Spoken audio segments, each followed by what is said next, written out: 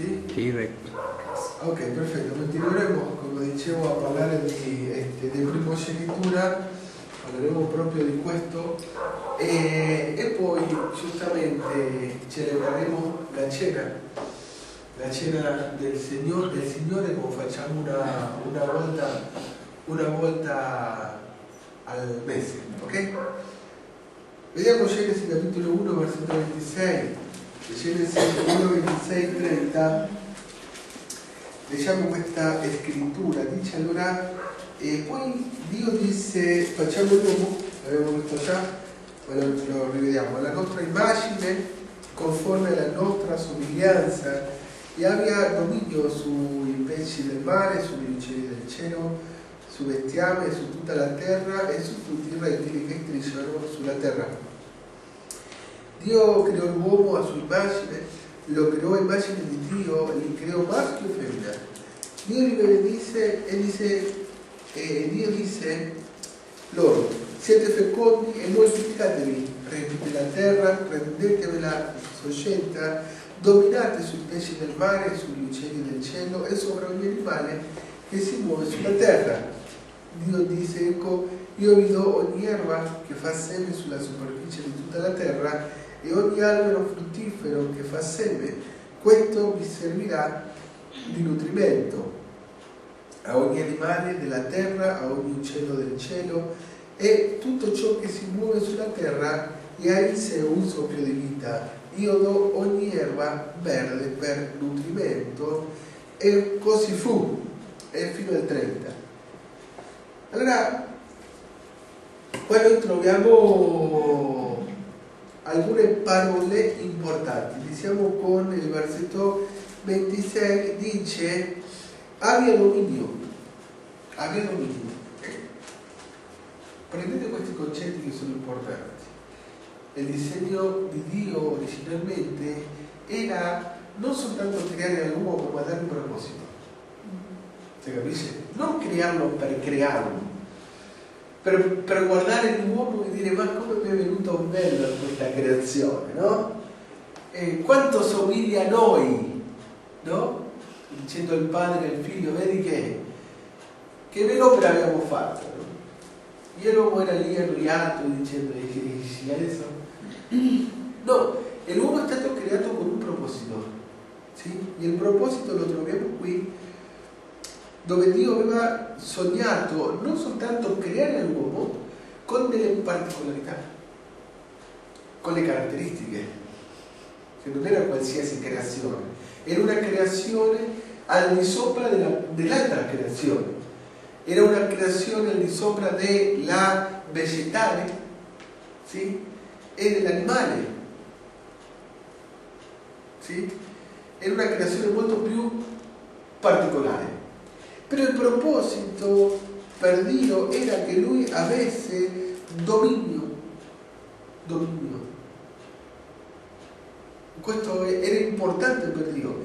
Perciò la prima cosa che noi troviamo qui era questa azione. Dice: e abbia, versetto 26, e abbia dominio sui pesci del mare, sugli uccelli del cielo, sul bestiame e su tutta la terra e su tutti i rettili che strisciano sulla terra. Su quante cose lui, Dio, lo stesso il nostro Dio, voleva che l'uomo avesse autorità? Su quante cose? Contate quante cose. C'è un numero. Quante sono? Abbia dominio?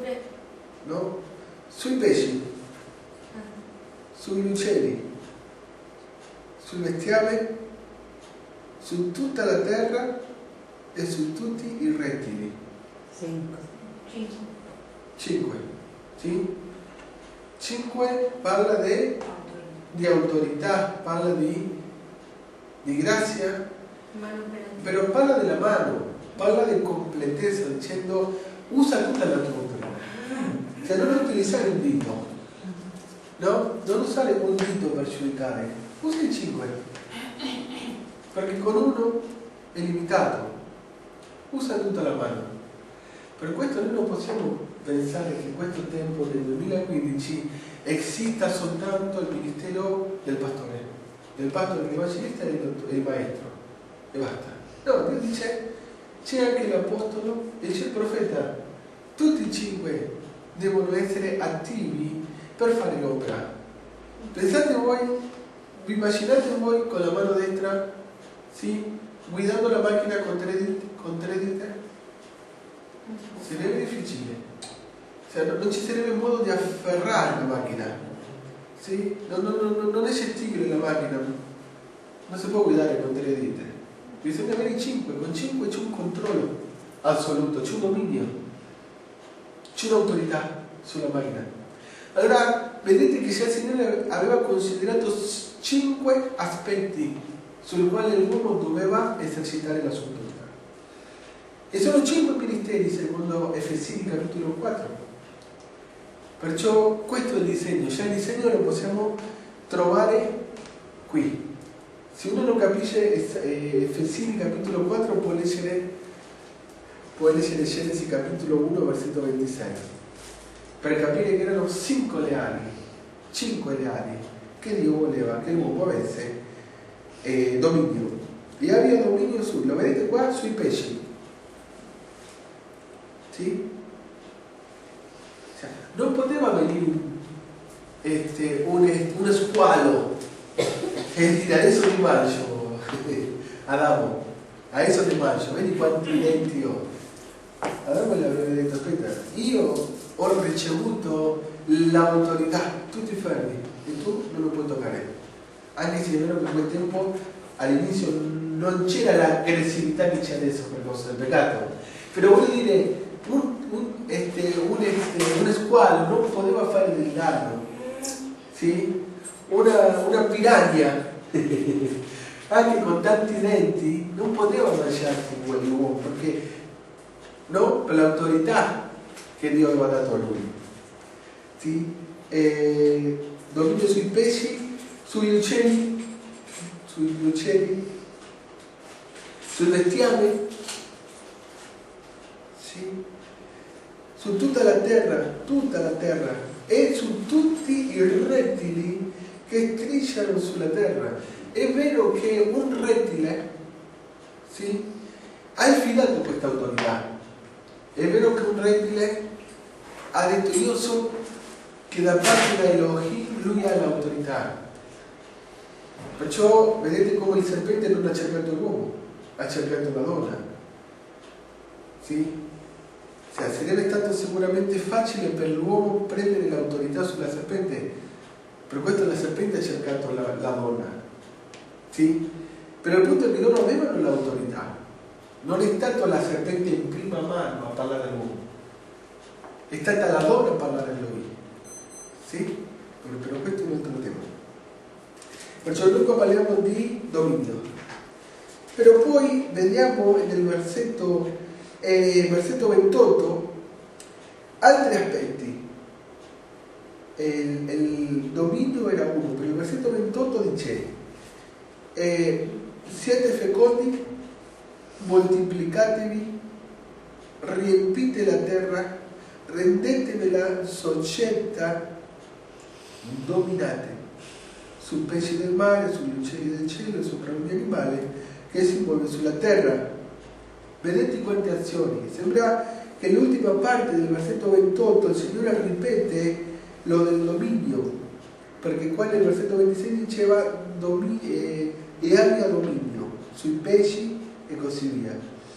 Però qua dice siete fecondi, ossia in voi ci deve essere il desiderio della moltiplicazione, cioè ci deve essere il desiderio di avanzare, il desiderio di progredire, il desiderio di estendere, lo dovete produrre, ci deve essere una cosa che nasce dal cuore, cioè non si può costringere un ministero a prendere la visione del regno se quel pastore non ha il disegno.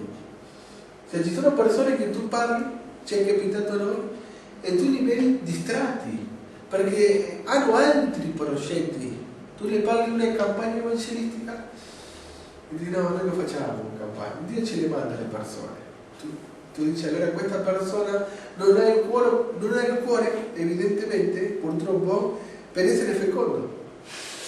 cioè non ha un atteggiamento di fecondità, non ha un desiderio di moltiplicarsi. E perché uscire? Perché spendere soldi? Perché fare un movimento se alla fine chi deve venire viene? Cioè, questo è sbagliato. Il Signore diceva dovete prendere voi l'iniziativa. Sì? La scrittura dice questi segni serviranno a coloro che credono. Muoviti e io ti rispallo. Però muoviti, non aspettare un rispallo senza azione. Come che il Signore diceva comandate voi qua.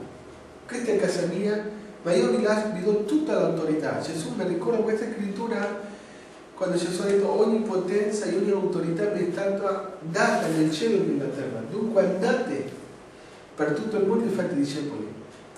Cioè, come dicendo, è la stessa cosa. Tutta l'autorità appartiene a me, ma io adesso la do a voi. Però voi fate la mia opera, perché io sto dando al Padre. Io già ho fatto la mia.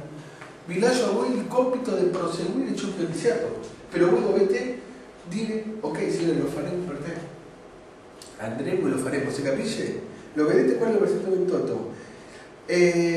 Dice, siate fecondi e moltiplicatevi. Cioè, se la persona non vuole essere feconda, cioè, se la persona dice, però come facciamo poi a gestire tutto? Come facciamo a seguire tutte le persone? È come una persona, come una coppia oggi in questo tempo che dice sì, bello avere un bambino, però come facciamo a farlo, come a crescere con tutte le spese? E stanno cercando di evitare il bambino. Perché? Perché stanno pensando nelle difficoltà, stanno pensando che alla fine ci riusciranno, alla fine riusciranno a fare crescere questo bambino e a farlo diventare un bravo cittadino. No, stanno dicendo noi che se è difficile per noi, figuriamoci se aggiungiamo un altro essere umano. Poi come sta il mondo, meglio neanche portarli i bambini. Se quella persona di partenza ha un concetto, anche se la persona, anche se quella coppia potesse avere dei figli, mentalmente loro sono condizionati del sistema, delle condizioni che ci sono. E già la persona sta dicendo speriamo che non venga, speriamo che non venga. Sì, perché non sarebbe una benedizione, sarebbe un peso. Non sarebbe un piacere, sarebbe una preoccupazione. Cioè, però già la persona è il blocco ce l'ha nella testa. Non sto parlando, non sto dicendo che uno deve essere irresponsabile, no? Però è vero che in una coppia un bambino potrebbe tranquillamente fare parte di quella famiglia. Un bambino, almeno uno. Uno, non sto parlando di 10, 15, uno solo, almeno uno. Sì, si capisce, però la persona dice no, è che c'è una crisi terribile, meglio lasciamo per un futuro. Ti passa la vita e non vengono mai. C'è la persona, però ci sono persone che non la ragionano così. Sì? Allora il Signore stava dicendo questo, siete fecondi. Allora, dipendeva di loro essere fecondi, se la fecondità è fisica, però qua stava parlando di una fecondità mentale, si capisce? Noi dobbiamo proseguire l'opera, noi dobbiamo estendere il regno di Dio, noi dobbiamo investire nel futuro dei prossimi cristiani, si capisce? Cioè, io non posso dire con Simone, con tutti noi, no? Qualcuno potrebbe dire Signore ti ringrazio per la rivelazione, ti ringrazio per la profondità della vita cristiana che io vivo, però se accade qualcosa a te, Dio ti chiama, Dio potrà trovare altre persone con le tue particolarità. Tu ti hai moltiplicato in altri o no? Questo è come lo naturale, fratelli. Cioè, uno ha una famiglia e tu dici io devo fare dei figli perché loro devono portare il mio cognome. Se io mi fermo, se ferma la discendenza e compare il cognome e compare le cose che Dio ha messo nel mio DNA, nel DNA che ho ricevuto da mio padre, che aveva mio nonno, mio bisnonno e così via. O sea, quando non dobbiamo pensare che lo può fare Dio, ci sono cose che dobbiamo fare noi. E per questo bisogna prendere visione della parola di Dio. O sea, la idea è moltiplicare la benedizione. O sea, uno può dire sì, però le circostanze non sono favorevoli. Non importa. Lo importante è che uno ha la volontà di farlo. Poi Dio ci pensa, Signore. Il problema è che se Dio ti vuole benedire, il problema è che se Dio ti vuole affidare delle cose e tu stai dicendo è difficile. Noi non ci vogliamo spostare di Ragusa. Ci piacerebbe fare un'opera, però io non mi posso dividere in 10 parti per ministeri in altre città. Perciò preferisco lavorare solo a Ragusa. E quello già non funziona, perché in realtà il lavoro del pastore non lo fa solo il pastore. Il pastore lo fa, il padre lo fa con i figli. Io preparo un pastore. Io preparo una pastora. Io li preparo. E le dico, vedi che ho una responsabilità per te. Ho pensato di darti una responsabilità, di nominarti il responsabile di fonte di vita Comiso. Oh, grazie, che onore. E la persona è inviata dalla casa per continuare con l'opera. Ora, se io sto pensando che non ne vale la pena, meglio che le persone di Comiso, meglio che le persone di Catania, meglio che le persone di Siracusa vengono a Ragusa, non ho una mente feconda e non potrò moltiplicare la benedizione. Neanche parlare di una persona mandata a un'altra nazione. Però come facciamo a sopportare la spesa di uno che va in Svizzera? Quanto costa un ministro di Svizzera mensile? Non importa. Vai e moltiplica la benedizione, perché ci saranno uomini e donne svizzere che stanno aspettando la parola di quel ministro e ne vale la pena l'investimento. Però la fecondità deve partire dalla mente della persona. Se uno non ha visione, per questo il Signore stava dicendo, io ti do tutto, però non essere limitato, non essere stretto, sì? Siate fecondi e moltiplicatevi. Cioè, non ti preoccupare perché ci penso io al resto. Ci sono cose che ci penserò io, però tu muoviti, io ti accompagno, io ti rispaldo, però tu ti devi muovere, tu devi accettare le sfide. Tu non puoi dire sì, però se abbiamo una radio, quanto ci costerà questo? Tu non misurare questo. Tu presenta la disponibilità di estendere il ministero a questo livello e poi ti posso assicurare che le risorse ti verranno. Amen. Perché Dio rispalderà. Perché vengono le risorse per rispaldare una cosa che c'è nel proprio disegno del cuore di Dio. Il problema è che se Dio non si trova questi ministri, anche se ci sono le risorse, anche se viene uno e dice, vedi, io ho una radio e non la uso e te la voglio dare a te, però se la persona non ha visione, come Dio le può affidare una misura radiale? Però basta che un uomo di Dio, una donna di Dio dica, bello sarebbe estendere il regno per mezzo di una radio, per mezzo delle onde radiali nell'aria, e uno ha questo fuoco, questo desiderio, ti posso garantire che poi spunta, in qualche modo ti arriva. Si capisce quello che sto dicendo? Sì? E poi continuo a dire, riempite la terra. Cioè, bisognava riempire la terra. C'era grande la terra. Loro si trovavano in un giardino, un bel giardino grande, una bella villa, grande. Però oltre il giardino c'era la regione Eden, e oltre l'Eden c'era il resto della terra. E il Signore la visione per l'uomo non era solo il giardino, nemmeno era l'Eden. La visione era la terra tutta. Gesù ha detto, andate dunque per tutte le nazioni e predicate questo Vangelo a ogni creatura, a tutte le nazioni, mi sarete testimoni in Gerusalemme, in Giudea, in Samaria e fino all'ultima estremità della terra. Questa è la visione del regno. Io devo iniziare sempre da Gerusalemme per continuare per Giudea poi passare a Samaria, in Samaria il resto del mondo, però devo avere visione per dire Gerusalemme c'è rimasta piccola, adesso andiamo per Giudea e così via, si capisce? E riempite la terra e quando la riempirete non la trascurate, la dovete, rendetevela società. Ossia con il riempimento c'era anche l'autorità. Ossia, poi non è questione di aprire chiese, sì?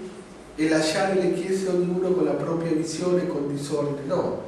C'è un ordine, c'è una visione, c'è una casa, c'è una paternità e su quella paternità si estende la benedizione. Di questo si tratta. Ok. Dice dominate sui pesci del mare, sugli uccelli del cielo e sopra ogni animale che si muove sulla terra. Vediamo il versetto 29 dove Dio dice io vi do ogni erba che fa seme sulla superficie di tutta la terra e ogni albero fruttifero che fa seme, questo vi servirà di nutrimento. Sì? Cioè, anche il Signore diceva io so che avrete bisogno del nutrimento, io vi lo do. E incluso non pensate come faremo da mangiare, come faremo a mangiare, come faremo, come ministrava Simone l'offerta. Non pensate cosa mangeremo, cosa vestiremo, perché quello non è il problema. Se questo è incluso la visione, la provvisione è compresa nella visione. Amen. La provvisione, però bisogna avere una visione e questo è fede. Allora io ho scritto alcune cose qui parlando della primogenitura, fate attenzione con questo che è glorioso.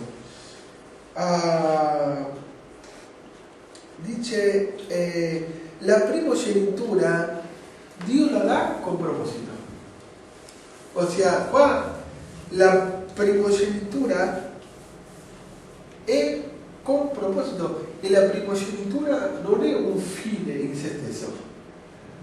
Ossia, quando una persona, ad esempio un giovane, finisce la superiore e decide di entrare all'università per diventare un avvocato, sì? Difficilmente la persona dice io voglio avere la laurea e niente più, puoi fare altre cose. No, la persona dice io voglio essere un avvocato per difendere le persone, per guadagnare soldi o per quello che è. Però la persona sta cercando di fare un percorso per poi usufruire di ciò che è investito. Ossia, nessuno studia per dire sì, io sono un professionale però non esercito la professione, assolutamente no, è molto difficile, la persona dice siccome mio padre è avvocato e mio padre ha un studio e ha dei clienti, ha dei progetti, continuerò io il lavoro che mi sento mio padre, sicuro che però devo studiare. Dice la persona si sta progettando il futuro, è normale, perciò la primogenitura, quando uno è nominato considerato un primogenito è perché c'è un proposito, alla società non gli serve una persona che quando si presenta a un negozio le dicono buongiorno dottore, ossia quello non gli serve alla società gli serve la professione. Ossia, è un privilegio sicuramente per la persona, un riconoscimento che viene riconosciuta alla persona e le dicono buongiorno dottore, buongiorno avvocato, perfetto, però in realtà la persona ha studiato per mettere in pratica ciò che ha studiato. Quando c'è una ingiustizia, quando c'è un problema, va la persona, si rivolge al professionale e gli dice dottore lei mi deve aiutare. Che è successo? Mi è successo questo. Vabbè, non si preoccupi, mi faccia studiare la situazione e poi la faccia sapere. E tu sai che viene l'avvocato e ti rappresenta davanti al giudice e ti dà una mano per risolvere un problema che tu non sei in grado di risolvere. Mi seguite? Ora, o un odontologo Ah, il dottore mi fa male questo dente, io non so cosa fare. Il dottore ha studiato e ti risolve il problema. Tu paghi, però alla fine ti risolve il problema. A uno non le serve dire buongiorno odontologo e quando hai bisogno del dentista non c'è. Dove c'è? No, non c'è. Però io ho bisogno di una cura. Non c'è niente. Che me ne faccio con il buongiorno odontologo? A me mi serve uno che mi aiuti nel momento del bisogno. È come che Dio dice, io ti do, però ho bisogno di te. Io ti affido, però io poi ti convocherò. Io ti do questo, però poi dirò, vieni e vuoi usare quello che ho messo in te. Si capisce che qua non è una questione di avere il titolo. Qua non è una questione di essere un ministro, un pastore, un apostolo, un profeta. No, poi bisogna lavorare, bisogna esercitare quello che uno ha ricevuto. Proposito. Altrimenti meglio non fare parte. La persona deve sforzarsi per mettere in pratica ciò che ha imparato, che ha ricevuto. Perciò la primogenitura è data con un proposito, sì? E la primogenitura è una posizione, e questo è glorioso. La primogenitura, quando Dio ti vede primogenito, sì? Ti sta vedendo in modo spirituale, non in modo fisico. Perché anche quando tu parli con altri fratelli di altre congregazioni, tu parli di primogenitura, neanche loro ti capiscono. Però nel mondo spirituale Dio già ti sta vedendo posizionato. Si capisce lo che sto dicendo? Cioè tu sei in una posizione di autorità e quando tu alzi la mano tutto il respaldo del cielo c'è con te. Anche quando tu pronunci il nome di Gesù si crea tutto un movimento nell'inferno. Perché? Perché la persona ha una posizione di primogenito. Perciò questo non è naturale. La primogenitura non è naturale. La primogenitura è il 100% spirituale. Allora noi dobbiamo capire questo. Noi non stiamo cercando di dire siamo superiori alle altre chiese. Noi non è questa la motivazione. La motivazione è dire, Signore, le cose che tu ci stai affidando noi le stiamo ministrando con prudenza, con responsabilità e poi ti presentiamo il frutto. Amen. Questo è il risultato. Come la parabola delle 10 mine. Sì? Io ti affido questo, perfetto. Grande onore avere la fiducia del Padre, grande onore. Però ricordati che poi passerà un tempo e lui ti chiederà conto. E guai a te se non hai fatto le cose come dovevi fare. Guai a te. Perché sarà una maledizione. Verrà una mano pesante contro di te. Però se tu hai fatto bene, sarai promosso per un altro compito superiore. Vedete la responsabilità. Allora, questo mi faceva vedere il Signore questa notte, perché così, questa notte mi ha rivelato cose il Signore. E la primogenitura non è un fine in se stesso, è per esercitare una funzione, per amministrare, per servire. Ora, se uno manca, sì? Come è successo ad Adamo e alla donna, perché qual era il proposito per il quale Dio li aveva stabiliti là? Loro dovevano proteggere l'Eden, dovevano crescere e moltiplicarsi e riempire la terra. Loro non lo hanno fatto e Dio ha chiuso con loro. Lui non aveva più diritto alla primogenitura. Si capisce? Che la primogenitura è per servire. La primogenitura è per poi rendere conto. Perché? Perché noi dobbiamo partire dalla base, che la Chiesa è una entità, possiamo chiamarla così, spirituale. La Chiesa non è una denominazione. La Chiesa non è fonte di vita o centro cristiano Emmaus o come lo volete chiamare. Se quello non è la Chiesa, quella è la denominazione, quello è il posto dove essere unico i credenti. Però la Chiesa, il corpo di Cristo, è qualcosa di soprannaturale. E siccome ci sono cose soprannaturali, sì, Dio li vuole rivelare ai primogeniti per manifestarlo nell'ambito dello naturale. Però Dio non potrà manifestare le cose spirituali a persone che sono carnali. Dio non potrà manifestare i segreti della parola a persone che non sono primogeniti. Le potrà benedire al credente. Infatti la grande maggioranza dei credenti ricevono un messaggio di prosperità. Dio ti vuole benedire l'economia, la famiglia, la salute, tutto naturale. Tu sarai milionario, avrai una barca, avrai milioni di dollari, sarai un milionario, un imprenditore. Sì, tutto naturale. Però non si parla niente delle cose del regno. Non si parla niente di primogenitura, di paternità, di seguito, di struttura, niente. È tutto naturale. E l'uomo, il credente, naturalmente felice che uno ti profetizza, che tu avrai tutte le risorse del cielo a disposizione per vivere una vita di santo, sì, sulla terra. Però in realtà questo non è un messaggio per i primogeniti. È normale che come risultato di camminare con il Signore uno può vivere una vita bella. Il proposito, l'abbiamo visto già, è entrare nel riposo del Signore. Questo è chiaro. Però la vita cristiana dovrebbe andare oltre questo. Se tu non ti puoi accontentare di dire una bella famiglia, una bella casa, una bella macchina, soldi messi da parte, sì? Però poi non mi sono moltiplicato a nessuno, non ho predicato il Vangelo a nessuno, non ho insegnato segreti, misteri rivelanti a nessuno, sarebbe una mancanza. Allora, il primogenito ha una responsabilità. Allora, se fonte di vita è primizia, e per causa, questo lo mostrava il Signore, è dovuto al fatto che qualcun altro ha rifiutato il disegno. Perché ci sono già dei ministeri stabiliti prima di noi. Ora, io onestamente non le conosco e non mi sento di giudicare nessuna chiesa.